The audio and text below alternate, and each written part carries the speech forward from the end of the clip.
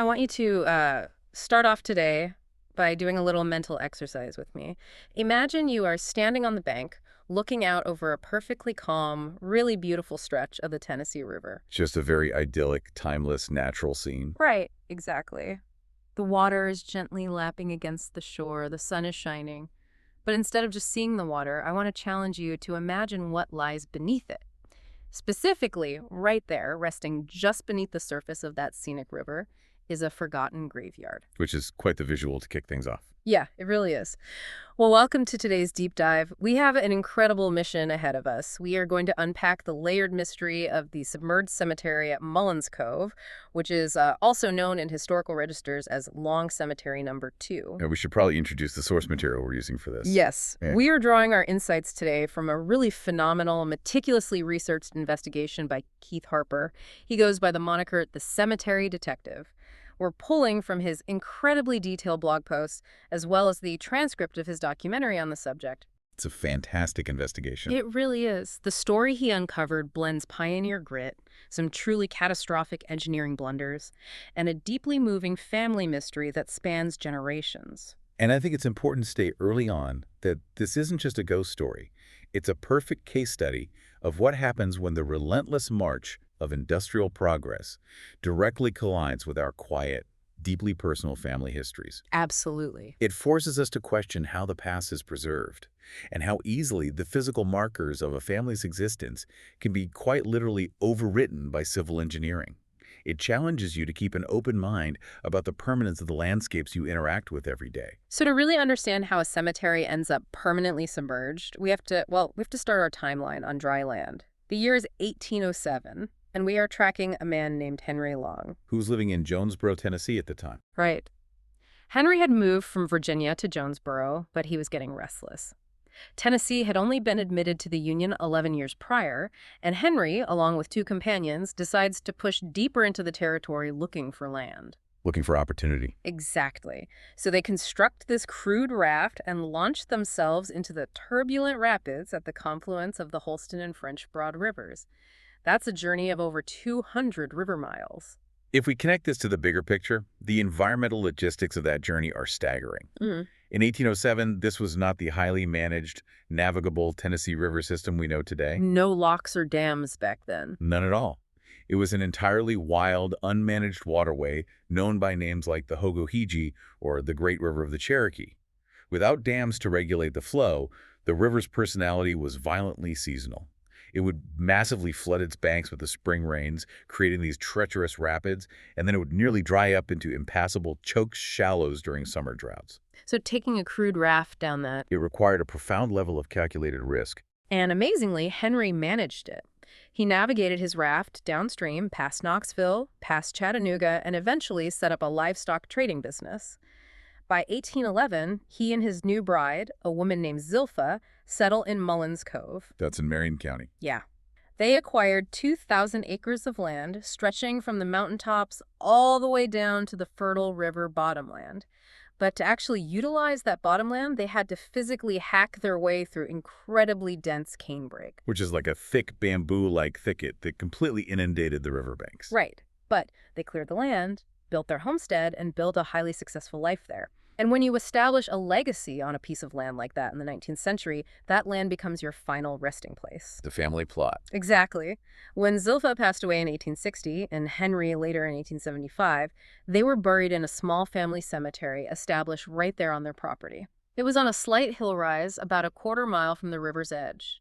At the time, they were safely on dry land. But that geographic security was entirely dependent on the river remaining untamed. The Long family could not have anticipated the sheer scale of the Industrial Revolution that was about to radically alter the Tennessee Valley. Okay, let's unpack this, because we need to jump forward to the early 1900s to see where the march of progress really steps in.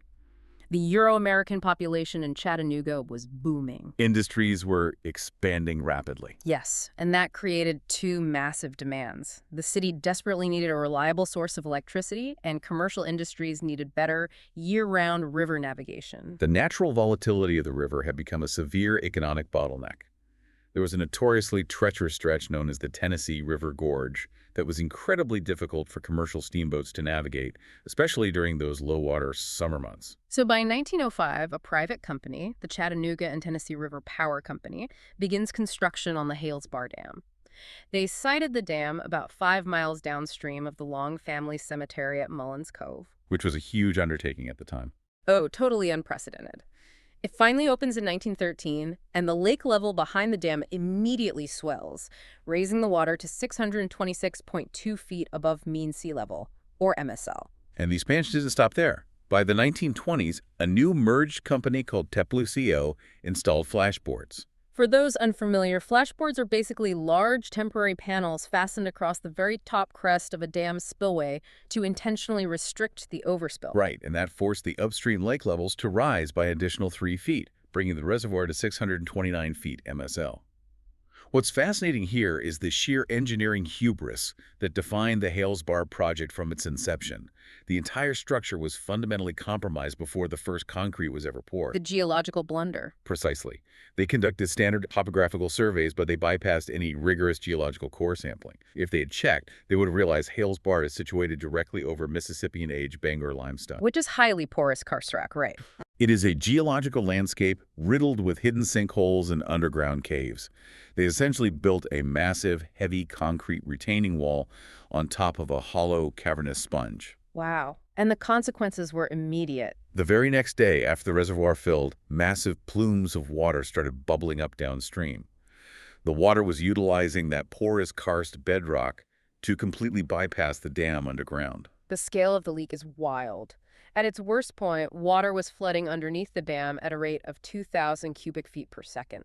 The structure was bleeding water so rapidly it struggled to generate the electricity it was designed to provide. It was a catastrophic failure of geological engineering. Which brings us to the Tennessee Valley Authority, the TVA. They formed in 1933, acquired the dam in 1939, and tried to fix these massive leaks with astronomical volumes of liquid asphalt and cement grout. But the immense hydrostatic pressure of the river always found new fractures. The leaks just kept returning. And concurrently, the TVA had a mandate to ensure a continuous 9-foot navigation channel all the way up to Chickamauga Dam. So by 1949, they raised the lake levels behind Hales Bar by an additional 5¾ feet. That brought the reservoir to about 634 feet MSL. And let's cross-reference that with the cemetery. The measured ground surface of the Mullins Cove Cemetery sits at exactly 631 feet MSL.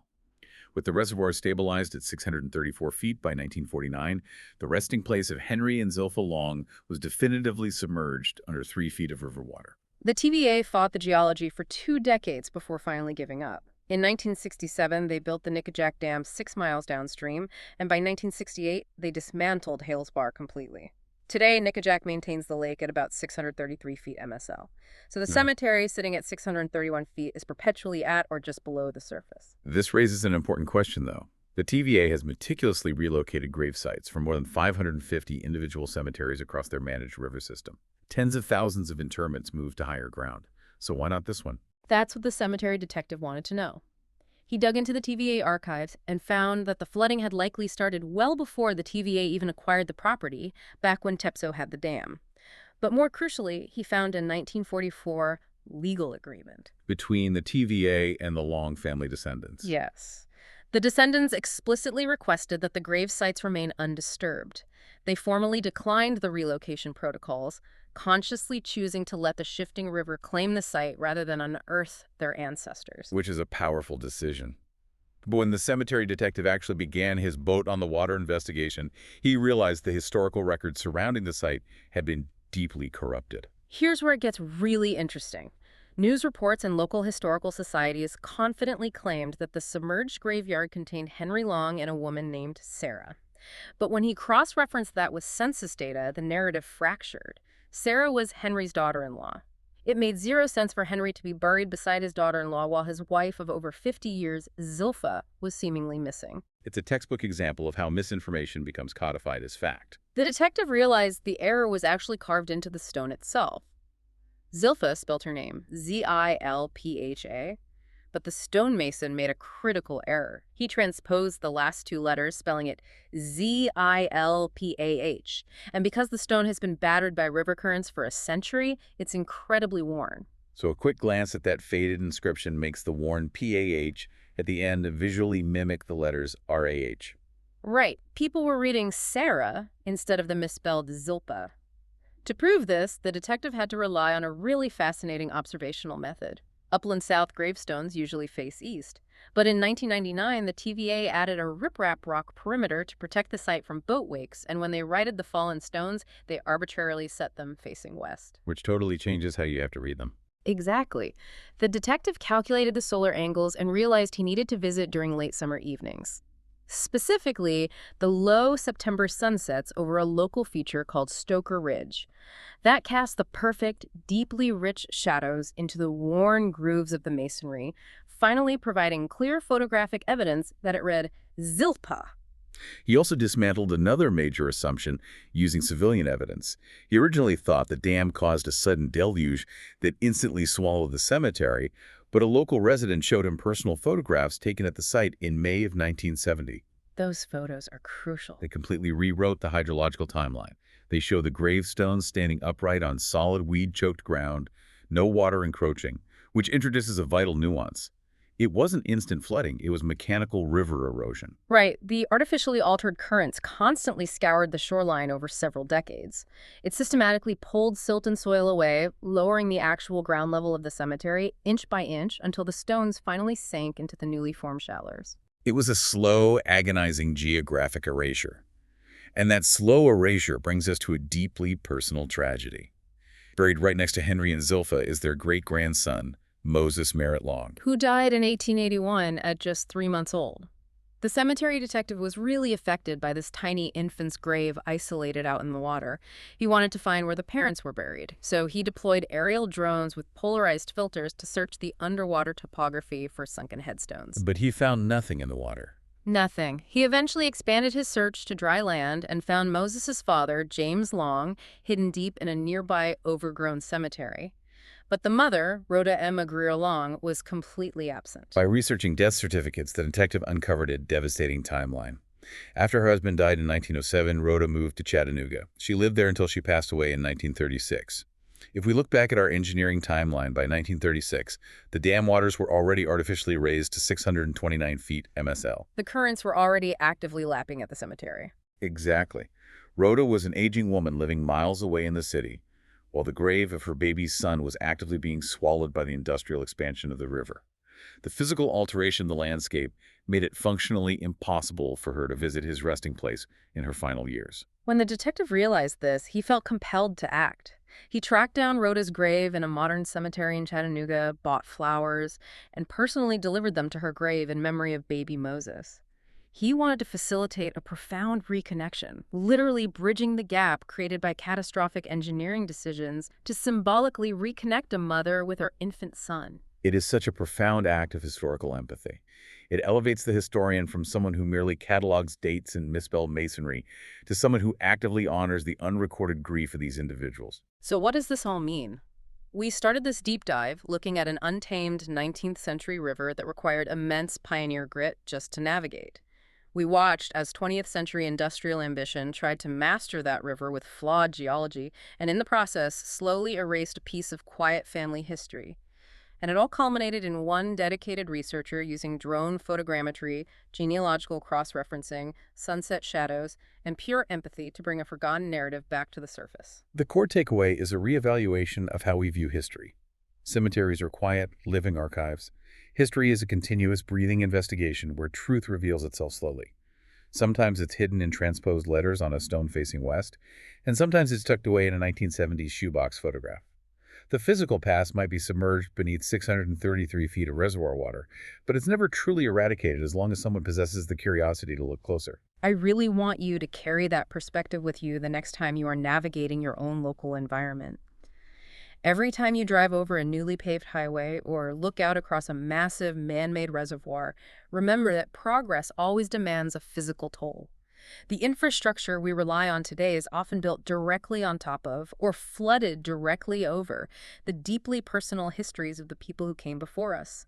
Their stories are still physically there, waiting for someone to uncover them. It leaves you with a necessary, slightly unsettling perspective on your surroundings. It makes you wonder if the waters in our own modern lives, be they physical reservoirs or the massive depths of our digital archives, were to suddenly recede, what forgotten histories would instantly resurface in your own community, just waiting for a dedicated detective to look a little closer.